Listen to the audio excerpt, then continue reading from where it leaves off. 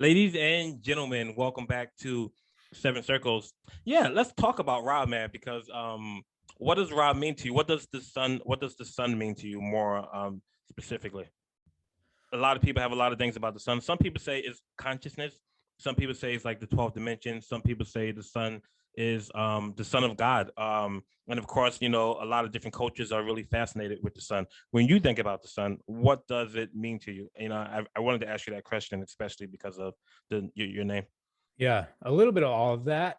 It's difficult to have a conversation on this third dimensional plane, right? With words to describe something that's multidimensional. And so light is very multidimensional from my perspective. It transcends physical reality and even time and space. For me, light is the source of what we know as everything. Light is transmitting information uh, from everywhere, and we are able to harmonize with this changing and evolving transmission of information by being out in the sun. And the body takes in the information through the light, and then we basically materialize that into our reality and experience what we know of as life. And it's all basically because of the light, and we are light experiencing itself. So I don't really have a grasp on what light is, what the sun is. Like I said, I even have a difficult time explaining what it is to me, because when you ask that question, like a billion thoughts pop up into my head, and I'm not really an expert at light. I mean, I might be an expert compared to some people, but I'm not truly. I don't know. It's beyond my gnosis. Just out of curiosity, are you into like sun gazing or anything of that nature?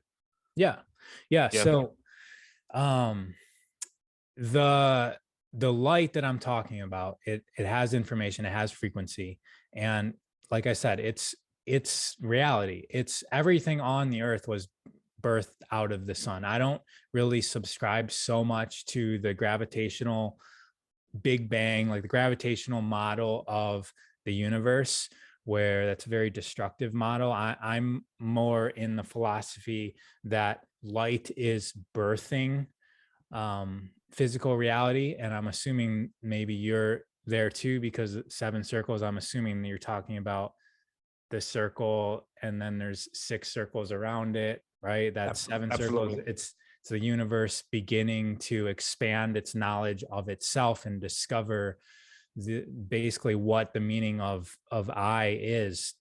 And so light is everything. And so we build life out of light, and the way that our body brings in light is through melanin. It's through the melanin in our eyes, the melanin in our skin, the melanin in our hair.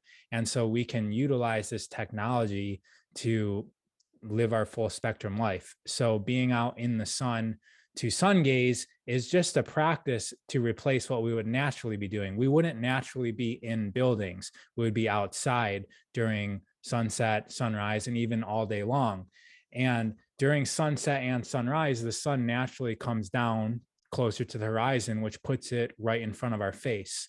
So if we weren't living in buildings all day, if we weren't staring at screens twice a day, the sun would be right in front of our face. If we were outside gardening or hunting or even just in conversations, the sun would be constantly be going in our eyes, and our body is utilizing those spectrums of lights during those times to signal our body to sleep, to signal our body to be awake, to signal our body to be creative, to signal our body to even grow and be shaped in certain ways.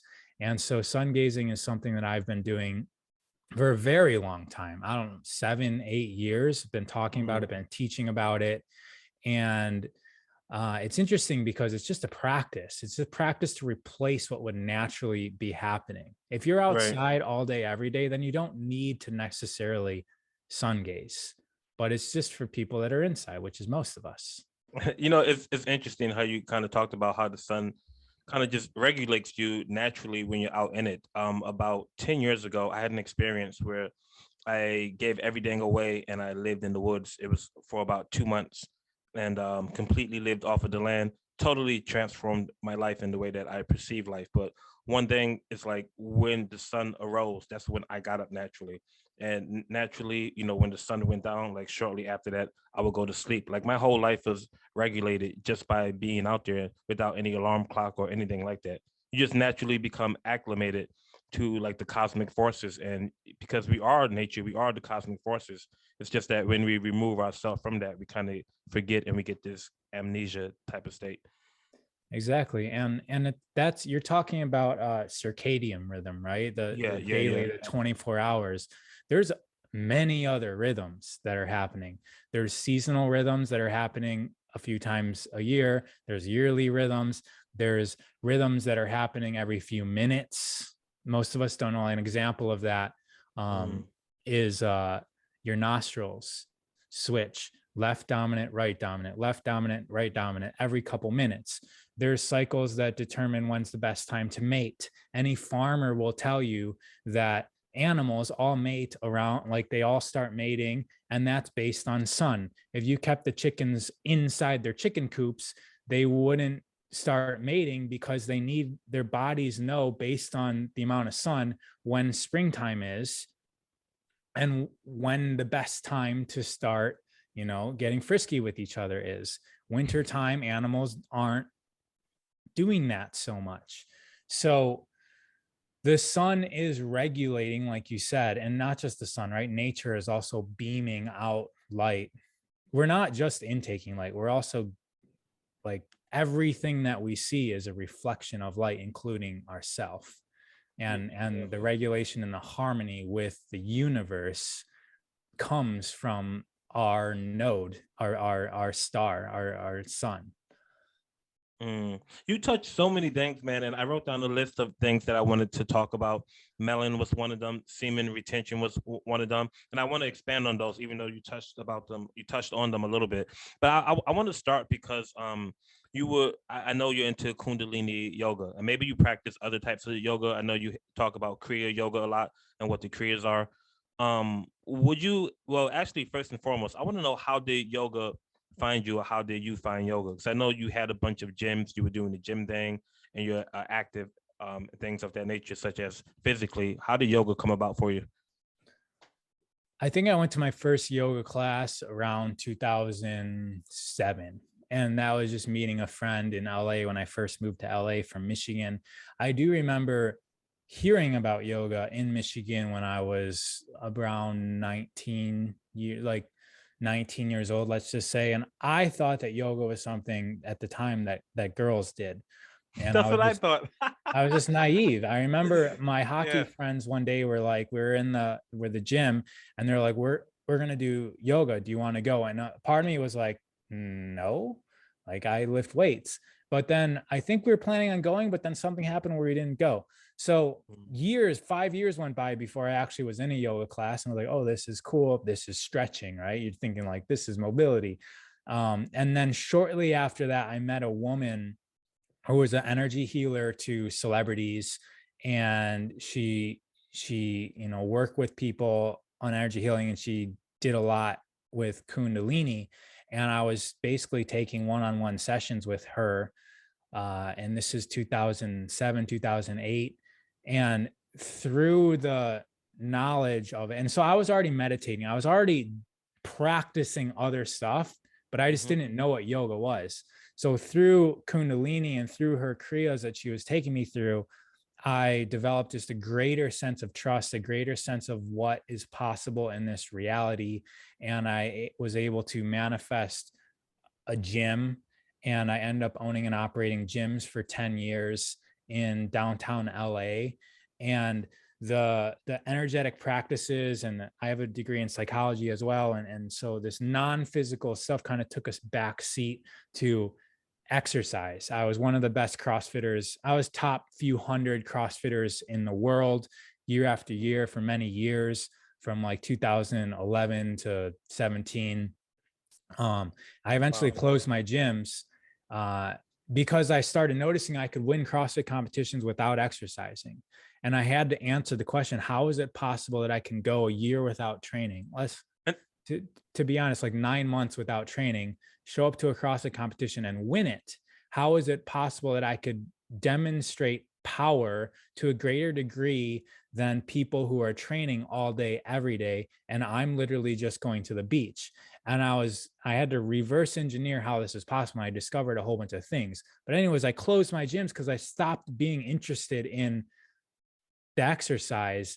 And I started like discovering that there's other stuff here that's allowing a person to achieve and attain power in a way that I could demonstrate it on a physical platform such as a CrossFit competition, but it's even more easily demonstratable to, I mean, I should just say we can just as easily manifest whatever we want with these same powers. And yeah, so then after I closed my gyms, I got back into Kundalini Yoga. Long story short. This is amazing. So you're saying that by practicing Kundalini, first and foremost, it helped you to actually manifest opening gyms, that it accelerated the manifestation process. And then also, not that it do that for you, but it also gave you the ability to perform as if you were exercising, perhaps even better. Yeah. And I would say that Kundalini Yoga and just yoga in general was layered on top of a vast knowledge that I had about psychology, the human mind, even athletic performance. And I've always kind of felt like I was psychic, even from a very young age. I discovered that I'm not technically psychic, but I do have a very strong connection with reality. I can read reality like a map. So I was layering yoga on top of some things that I had some knowledge of and some things that I didn't have a way to explain. And Kundalini Yoga, when you go through these kriyas, you are putting pressure, stress, and friction on yourself to a degree that you tap into a source beyond yourself. And I think that's where the up leveling comes from, is practicing a kriya. Sometimes you have to hold your hands above your head and move and breathing and breath of fire for 10, 20, 2 hours, 20 minutes or 2 hours, chanting for 2 hours, holding your arms above your head, pulling your stomach in tight. You get to a point where time doesn't exist. You get to a point where your body doesn't exist because it is in so much pain from holding a posture that the only way to stay in the posture is to go beyond your body and access some other power. And as you practice that, you learn to embody that power consistently and permanently and trust in that power. And that's what I was able to take into unknowingly. I wasn't really understanding that that's what was happening, right? When I reverse engineered it and asked questions like, how is this possible? That is what I've come up with. Would you say that Kundalini, because there's many different types of yoga, right? You got Bhakti yoga, you got Hatha yoga, Raja yoga, power yoga, whatever. They got naked yoga, yoga on the surfboard, yoga on your skateboard. But when it comes to Kundalini yoga, would you say that this is a yoga that anybody can hop into, or should this be a yoga whereas you're more like initiated into it? I think that all yoga is a tool, and like any tool, we can use it to help us gradually. We can use it also to destruct us, right? We could go too fast, too far, too deep into it. And probably all yoga has the same intensity of potential for benefit and the same intensity of potential for destruction. And it just really depends on the person that's utilizing the tool. And so to answer your question, Kundalini Yoga can be something that you could, if you're not experienced or you're not adapted, you can fry your nervous system. You can, like, that's why a lot of Kundalini Yoga teachers wear turbans, for instance. It's because we are working with nervous system energy. We are working with multidimensional energy as well. And the turban will hold that energy within your body, much like the insulation on wires are holding the energy within wires and kind of keeping it organized. And so even just like exercise based, like vinyasa flow, you can stretch and pull a muscle, right? When you're working with energies, you can go a little bit too far as well. And so just having the intention of what yoga is, right? It's not about achieving a goal or to accomplish something. It's about being, it's about practicing, and just going into it with practice. Everyone should be all right. A lot of people are fascinated with Kundalini. They want to have a Kundalini experience. A lot of people want to just take like a pill and have that experience, right? Oh, I want it right now. And when I think about Kundalini, I think that it's different, and maybe I'm wrong on this, and maybe you can clarify it. But I think that it's different than like chi, or it's different than prana. I practice something called the microcosmic orbit, and I'm sure you're probably familiar with that. And there's something where you can activate your bandhas, your what do you call it, your Locks. mula bandha. You can move the energy up, and you feel it inside of your head, and then you let it go. Would you say that that's the same as circulating Kundalini energy, or is that something different? How would you describe Kundalini? I think, for the sake of this conversation, that the energy that we're talking about is the same stuff. Okay. Right? It's going from the root, our base, and it's coming up through the chakra system. And as it's going up through the chakra system, we are utilizing it for different things. We're basically taking our sexual creative energy and we're bringing it up into our higher centers, and that allows us conscious creatorship. We're basically allowing ourselves to be creators within our reality using our mind. It's not really our mind, but just using our intentions, we're able to do that. The locks, right? The bandhas, there's a way to direct that energy. And so there is a lot of directing, just like when you're flowing that microcosmic orbit through your body and out of your body and recycling it back in. We're doing the same thing in Kundalini Yoga. You're doing the same thing in even just yoga postures. Like the asanas are all about being mobile enough, having good energy flow through the body so that the yogic energy can flow and there's no impingements. And that's what the basis of acupuncture is, right? It's to clear energy blockages. And it's the same thing in yoga. And so from a physical standpoint, the more energy that can flow through the wires, the stronger the wires are, the more current that can go through the wires, the stronger that your muscles can fire. And so working out in a gym, yes, you are working the muscle tissues and the fibers, but there's ways to work the nerves and even the meridians that are kind of like beyond the physical nerves. There's something else. There's ways to work other energy channels in the body so that massive amounts of energy can flow through you so that you can perform in this physical reality much more effectively. Yes. I've came across some really cool people from Thailand, and they have a school, and I'm thinking about hanging out there for a couple months. And basically, what they teach is they teach how you can open up the fascia tissue, and by doing that, you just like are placing your hand on somebody, and that person just collapses, or you can just hold yourself like this, and the person can't even come around you. And I put these videos up on my TikTok, and just the comments that I got were so amazing. But I know that this is actually possible. And I've done some prior research about it, that the guy was pretty much talking about the same thing. The reason why I'm saying this is because when I looked up fascia, they were talking about how the fascia, it turns from liquid to solid, and that possibly it could be crystal. That scientists are saying that it might actually be a liquid crystal, kind of similar to the way that your pineal gland is, and that when pressure is on it, that it creates a piezoelectric effect.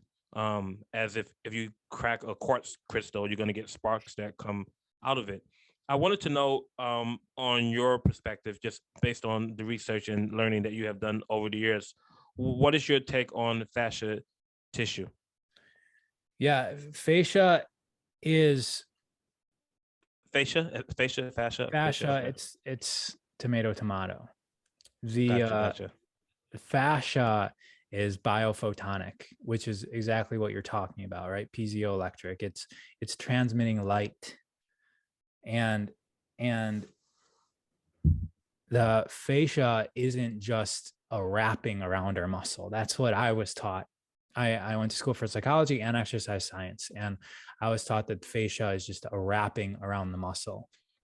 And not only is it not a wrapping around the muscle, we think about muscle as like parts, right? Like a bicep muscle, we just think about like this part, right? Right. And then like a calf is just like a part. It's because when we started dissecting humans, the first people that did that were the butchers, and butchers cut flanks of meat, and it's for consumption, so they're small. So when we started cutting open humans, we were looking at it as body parts, but nothing's apart. If we actually take tissue, we can take tissue from like the tips of our toes, and that same tissue is completely connected down the bottom of our feet, up the back of our calves, our hamstring, up our back, around the top of our head, and to our eyebrows. Like there's a line of tissue that goes that entire way, and that's all connected. It's not just one muscle. And the fascia are not just wrappings around the muscle. The fascia are actually spirals. So the body grows into fascia. We think that the body is like bone, and then muscle, and then maybe some fascia around the muscle, and then skin wrapping around that. It's like a very foundational, minimal way of thinking about it. The fascia is more like a spiraling, it spirals from the inside of the bone. The bone grows into this spiral, then it keeps on spiraling wider. Muscle grows into the fascia that's outside of the bone, and then ultimately the last layer of fascia as it spirals out is a wrapping around the muscle. But fascia, and it goes in the tendons this way too. It's many layers through bone, tendon, and muscle. And so it's not just one wrap that goes around the muscle. It's a wrap within a wrap within a wrap within a wrap within a wrap, and they all work with pressure. So there's pressure on the muscle, and that transmission happens at the speed of light. There's only a certain amount of, there's a speed that our nerves work, and it's pretty slow. If you I think it's like a second to get from our foot to our brain, and our brain back to our foot.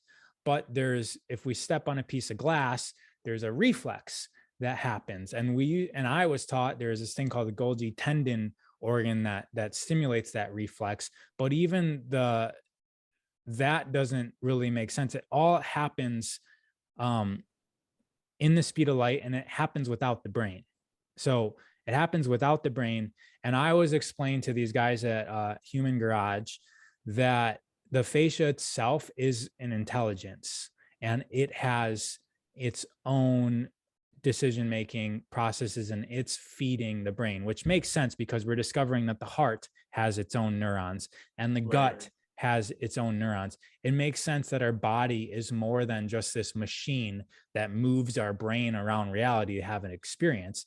The body itself is intelligent, just like the plants are intelligent, and the earth is intelligent, and the light is intelligent. So basically, we're, as humans, discovering that, we used to think we're the most intelligent thing that exists, in the universe or on the planet or whatever. But we're now discovering that not only are we a part of something greater, but the parts of us are just as alive as, every part of us is just as alive as our brain. Wow.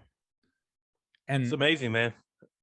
Yeah. And that's the whole purpose of yoga, right? Is to stretch the body out, put it into positions, utilize the full aspect of it. And when you get into things like Kriya, you're doing stuff like moving your pinky finger in a way that it's never moved before, or like putting your arms in different positions and pumping them.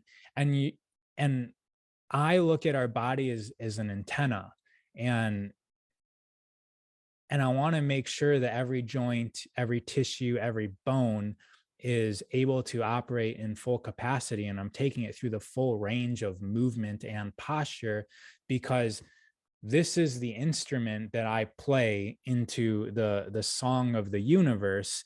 And knowing how to play the instrument is going to allow me to experience the best tonality of life. Yeah. And, I could give a trumpet expert a trumpet and give me a trumpet. I don't know how to play a trumpet, so I'm not going to produce music like that other person would.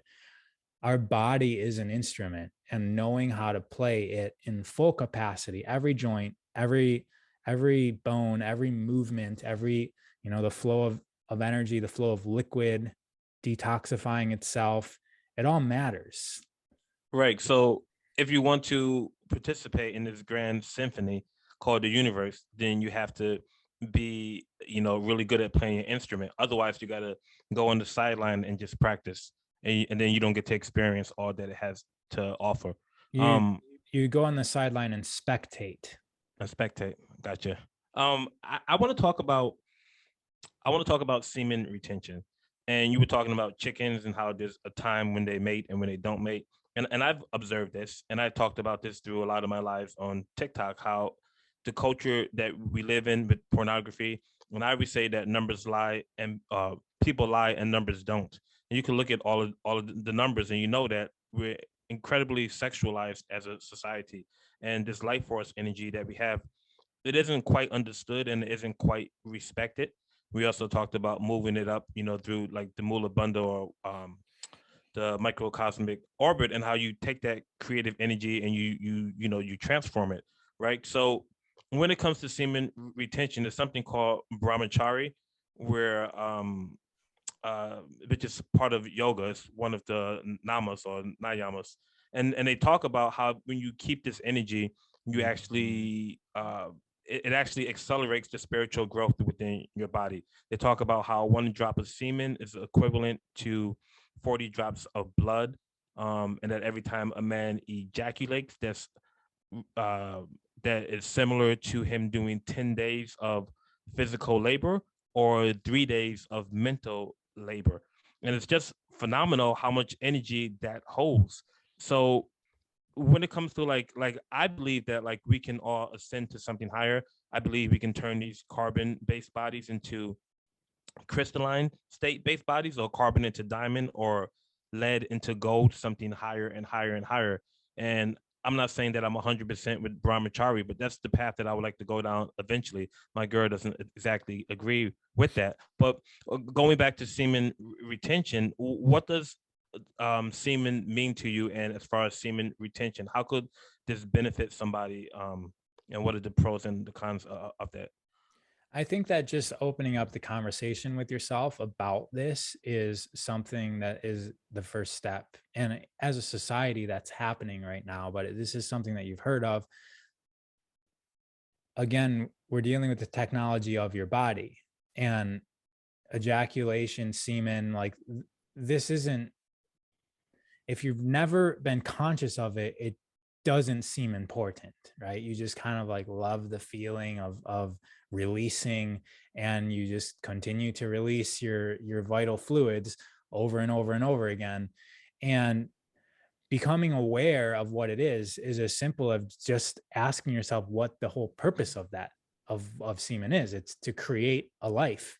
And if you think about the amount of energy that it's going to take to create a life, that energy is coming from you if you're just spewing it out of the bottom of your body. And so semen retention is a way to keep that energy in. And it's something that I've practiced. It's something that I have recognized is very powerful. After 6 weeks, becomes tangible, where you can really feel. And after 6 weeks, with probably some other practices and some other awareness, it's not just doing this, but for me, it became very tangible of my power within reality. And eventually it was very tangible that others could feel me. I'd walk into a room and it would be like I had a bubble of energy around me that other people could feel. And I could use my senses to see that other people could feel it. I was once at sound healing, and there was somebody doing energy work, and I was sungazing, and I was celibate, not releasing. And the lady came and she's doing Reiki on everybody. And when she got to me, I felt I could feel like I was overpowering her. I even heard her like stumble. But when that was happening, I was like, Ra, like, stop it, like, quit, like, giving yourself too much importance, right? But that was the feeling I got. And then I kind of like shot myself down and like just humbled myself, and then forgot about it. And then after went and talking to people, the same lady came up to me and said when she went to go put her hands above my head, that she got blasted back a few feet because of the light that was coming out of the top of my head. And I was Wow. like, wow, because I actually felt that that was happening, but I didn't think it was true. Like I had to calm myself down.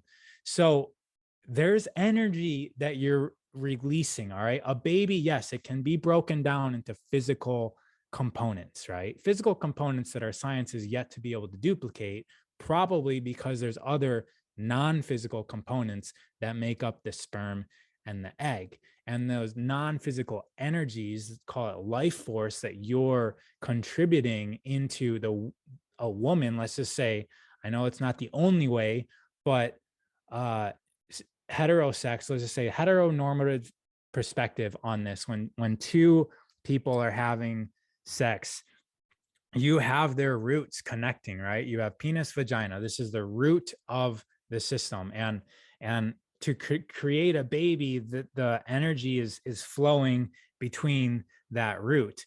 But there's ways to take that energy even higher, right? Because we have like a little you happening. And if we can bring that you up into your heart centers, then you're actually like you're flowing energy into each other. And you guys know, like, you can, when you start having sex with somebody, let's say there's like, it's just very bottom level. But when you start to like fall in love and become one with somebody else, that sexual energy goes heart to heart. And usually that's the end of it, right? But if you look into ancient texts, you read the book, it's called the Magdalene Manuscript, which is channeled about Mary Magdalene and her relationship with Jesus, and how they would channel the energy from their root centers up into their pineal glands, and they were playing with the electromagnetic frequency created through orgasm. The male and the sperm are very electric. The womb and the woman are very magnetic. And if you combine them, you have electromagnetism, which makes up all of reality. And they were using sex magic, the sex magic of Isis, to basically power his key body, his non-physical body, so that when his physical body went through the initiation practice of death, which he did 3 times, baptism is another death initiation. Most people don't know that when the original people got baptized, they got drowned. They didn't just get water poured on their head. That's a symbolic thing of the original initiation, which is drowning you and then bringing you back to life. And so the crucifixion was, Wow. yeah, the crucifixion was just another initiation practice. And that was, you use sexual energy to power you through so that you can remain in this physical reality after your physical body has been basically demolished. So there's a lot of crazy, seemingly crazy stuff with sex, which is why you always wonder, like, why are all the gurus going down for sexual deviance? Like literally every single guru in the history of gurus, like they're all into this sex stuff. And it seems like, from our perspective, from the person just, going to work every day and doing a yoga class, when you find out like there's, the person's taking advantage of everybody, I think that there's more to those cases than the taking advantage of the power. That probably could exist. Yes, I'm not trying to defend any of these people, but I'm just saying that sex has always been a practice that can produce magic on this realm, and we can do it ourselves by holding that energy in. Also, Egyptian sex magic, you actually can release the orgasm, and you're just channeling and cycling that energy back into you. So it's not about just spewing it out and leaving it out. It's, you want to learn to see the energy and cycle it back in through your heart center or the top of your head. So, and also, if you are doing locks in yoga or kriyas or microcosmic orbit, like it's an orbit, right? You got to bring it back in. So a lot of people are just focusing in Kundalini, just squeezing the energy up. Well, there's lots of interdimensional energies that are just sitting above people in yoga class, eating that energy. So we want to make sure to, if we're bringing it up into our higher center, the stuff that comes out of the top of the head, we want to cycle it back down through. And that takes intention. So bringing it up is one thing, but we also want to make sure that as it comes out above our head, we're bringing it back in to the bottom. That's a good answer. I appreciate that. We're in some interesting times, Ra, and man, a lot of stuff going on. I mean, I don't even have to talk about it. People know, especially in the past 2 years, how everything has accelerated. And in the spiritual community, or in the conscious community, the woke community, whatever you want to call it, people are constantly talking about activation, and that we are going to get our powers. Our powers are going to come back online. Our DNA is going to activate. We have this junk DNA that's saying that it's going to reactivate. And these powers that people are talking about are things like levitation, things like telepathy, things like teleportation, all of those things that we experience when we're watching, X-Men or cinema or Spider-Man or whatever. What is your take on cities, as they are called, and I believe in Sanskrit? What is your take on special powers? And when we talk about yoga and doing these tapas, these disciplines, if you will, that are these things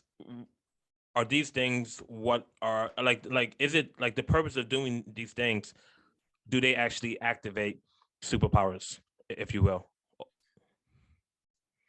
They may or they may not, right? And basically, we think something is a superpower because we just didn't know that it was possible beforehand, right? And so what yoga has a possibility of doing is opening up our perspective of what's possible and what's possible within ourself, right? And we all probably, we all look differently, we all act differently, and then these powers that we're talking about around us, we all interact with them differently, and some of us can channel them in and have superpowers. Or cities, like there's some people that can control the weather, there's some people that can see into the quote future, there's some people that can remember their past lives, there's some people that can levitate, there's some people that can take negative dark energy out of other people and heal them. And I wouldn't say that that's the purpose of yoga. I think that that's more of a side effect. It's more of something that you get the benefit of potentially noticing happening within yourself as you begin to become more and more aware of yourself through a practice such as yoga. It's the union. So we're yoking, or the yoga is the union with all. And there's a whole bunch about reality that is constantly a new self-discovery. Like, it's a new discovery every day for me. But as people go through life, the stuff we're taught in school about how reality works is that stuff made to manage a civilization. Okay. And we don't have to hate the school. We don't have to hate the leaders. We're not choosing to be the leader of a country. All right. At least I would say most people listening to this are not actively choosing to be the leader of a country, we're not stepping up and being responsible for that, we're not creating that in our life, we're choosing to be one of the people that ride on the system of the country. But the people that are choosing, whether it's in this lifetime they made a choice in the ether, or they made a choice in like in this lifetime, whatever the choice was, they're doing it. All right. And they're responsible, and they're choosing that the schools are going to be made to best manage the people. And if you're the one making those decisions, you don't want the people to know all their power. It'd be very unmanageable. So you do want to keep them a little bit docile. But the great thing is that we all have the ability to not follow their lead, right? They've got a different agenda than us, and that's fine. Their agenda is to keep rule and order. Our agenda, if we wanted to become more powerful, would have to not be aligned with their agenda. So we get to discover about ourselves. We get to rewrite the rules. We get to rewrite what's possible. And these cities are some of these things that are possible. I've seen them with my own eyes. I've never seen anybody levitate. I've seen people like pull energy out of other people, and their hands blow up to like Mickey Mouse size hands. They look cartoonish. Their face blows up. Like I've seen things that shouldn't be possible. I mean, UFO That's like the stuff too. That's like the Green Mile, that movie.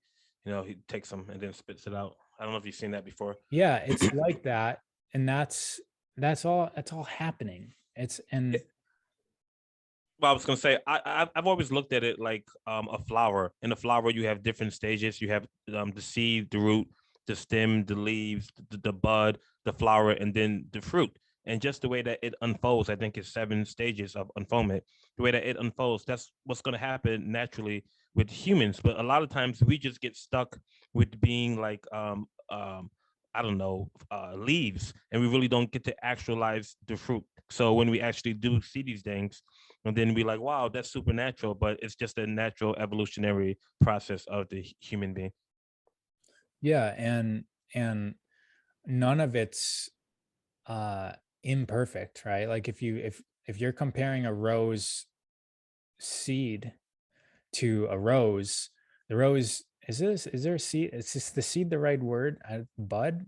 A bud, I think it's a bud. Yeah. But if you're no, if you're like comparing a baby rose, a growing rose, to a full grown rose, like the small little plant that's very vulnerable and exposed, like, is still a perfect rose, right? Like it's still a perfect flower, like a rose.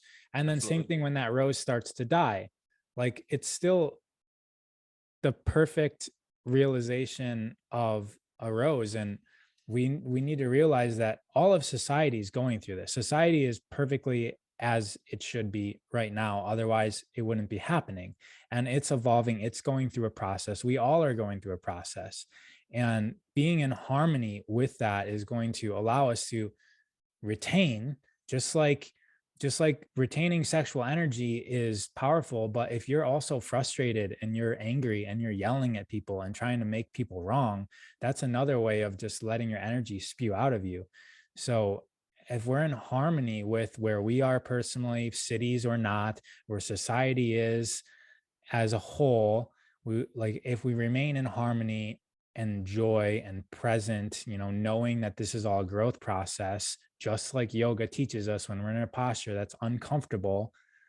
Like it teaches us to be present, to go breath by breath, and to notice and to observe the uncomfortableness, and to focus on what the intention is. If we're able to do that within life, then we remain in a harmonious nature with the universe, which is the most powerful place to be. Absolutely. We have about 15 more minutes to go. Is that okay with you? Yep. Okay, beautiful. So I want to ask you a couple more questions before we clear things out. A big fascination that's going on. Two things I want to talk about. One is I want to talk about hair. And I know you have a big fascination with hair. You definitely have a lot of it, for those who don't know. I think it comes all the way down to like your glutes or something like that. Yeah. And then and then I want to talk about melon, and this is something that a lot of people have been talking about as well too. And you spoke about it a little bit earlier in the conversation. So I just want to leave it open like that. Let's start with hair. What does hair actually mean to you, and in relations to, I guess, connecting to the cosmos, to um just your environment. Like some people cut it off, like the Buddhists, they might cut it off. Other people say don't cut your hair off. I don't know if you're familiar with the Essenes. That's a group that Jesus was part of. And what's the guy's name? Samson, right? He had the big dreads and he kept them, and that made him strong, and Delilah tricked him and all of that.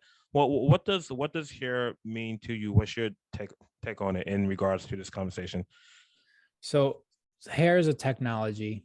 And what I learned when I was starting to rediscover fascia, when I still was in the gym business, is that fascia goes through our entire body because it starts building its web when all of our cells are forming into a body. So it's existing before the body even is a body. And as I was getting taught that, they actually went into our cells and where all the cells in our body come from.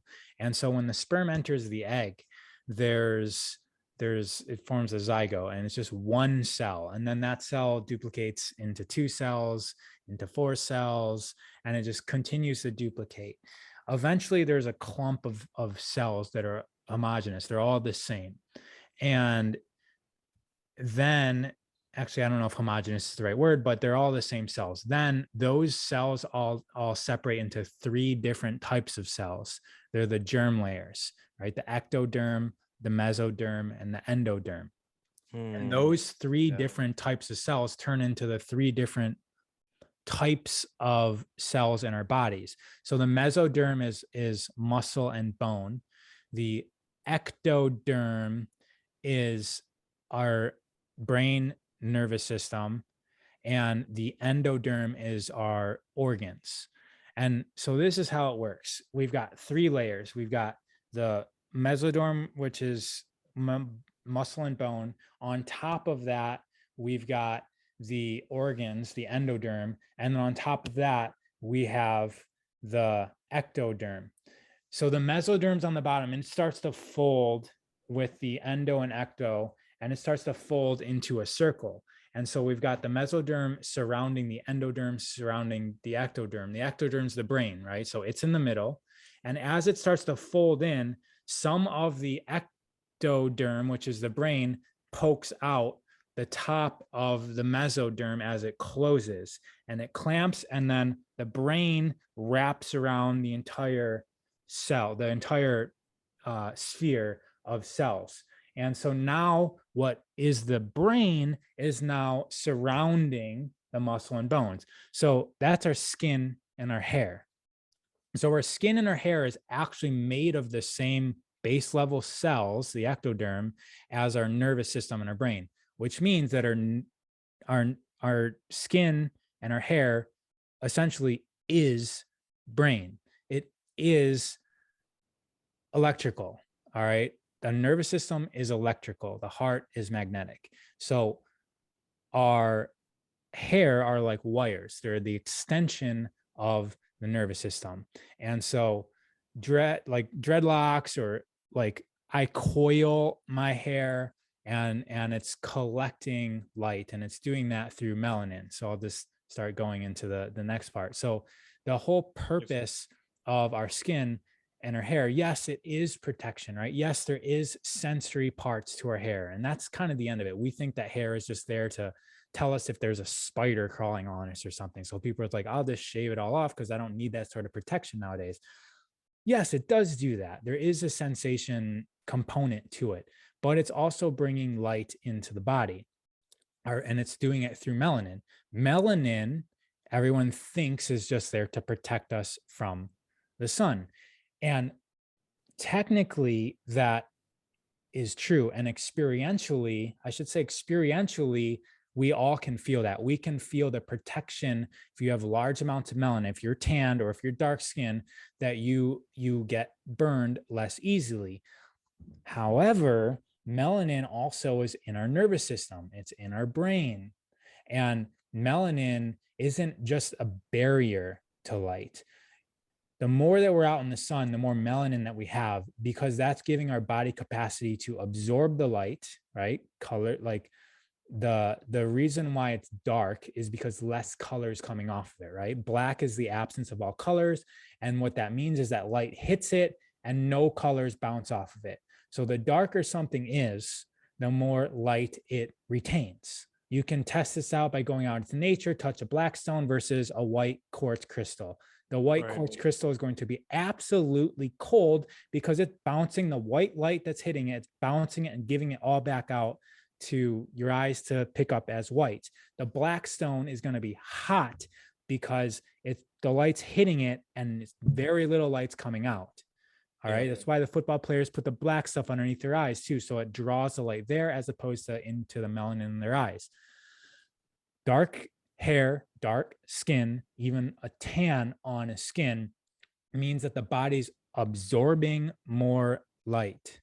If melanin was there to protect us, it would be more of just like a sheen. It would be more mirror-like. If the whole purpose wasn't to retain light, it would be mirror-like. It would want it to just bounce off.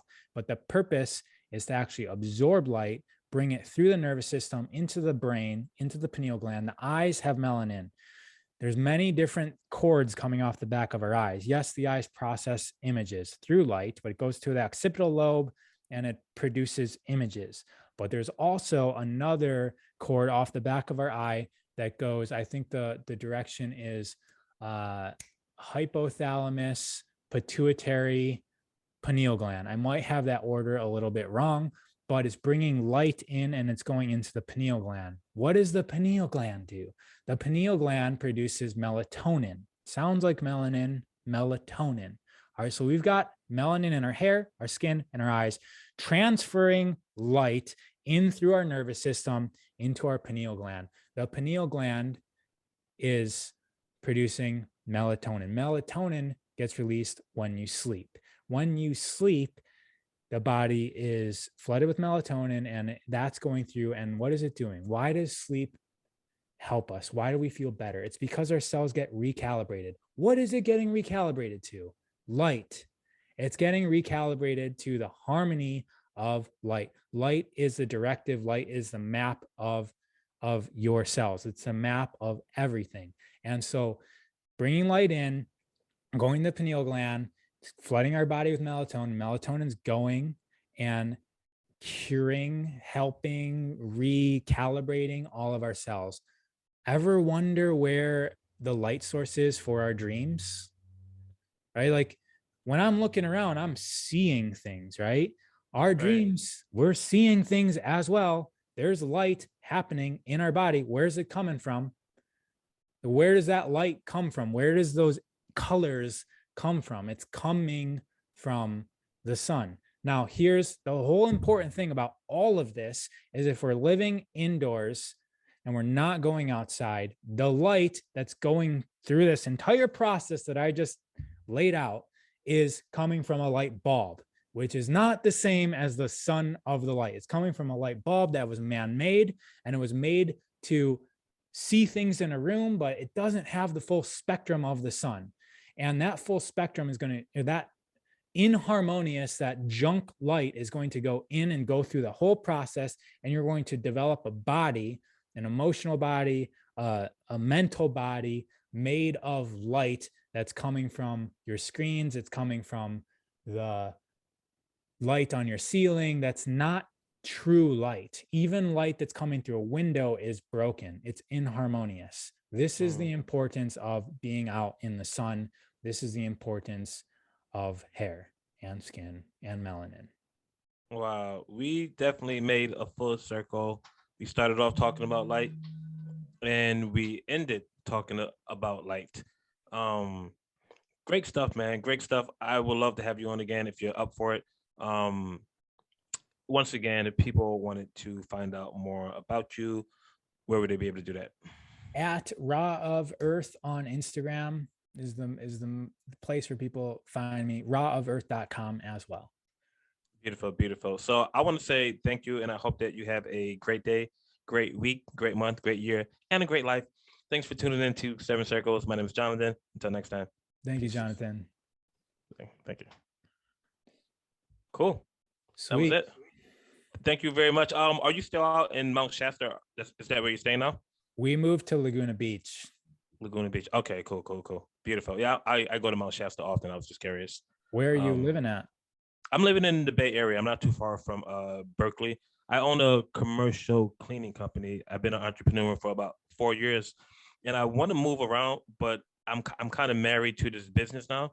So until I can literally expand it the way that I want to, or either give it up like what you did and start something else new, I'm not going anywhere. I got in contact with Les Brown, the motivational speaker. That was actually him who just called me, and he's going to be my mentor. I got to pay a big amount, but I think it's worth it. And I'm trying to expand in a different direction.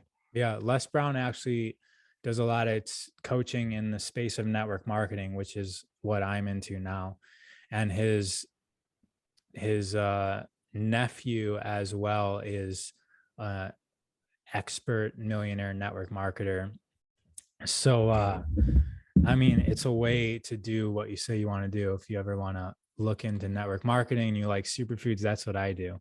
Yeah, I did well. My dad was really big into network marketing. He did something called Excel Telecommunications, and then they ended up closing down. I had people who tried to get me into Amway. I for a while, and I was pretty successful. Not pretty, but when I was younger, I made about $5,000 or $6,000, and that was doing prepaid legal, which is kind of similar to that. Yeah, it really all depends. My biggest thing is like calling up your friends and your family. I just hate relying on other people when I can just do something myself. That's my biggest thing about network marketing. I like networking with people. Don't get me wrong. I love conversing and many things of that nature.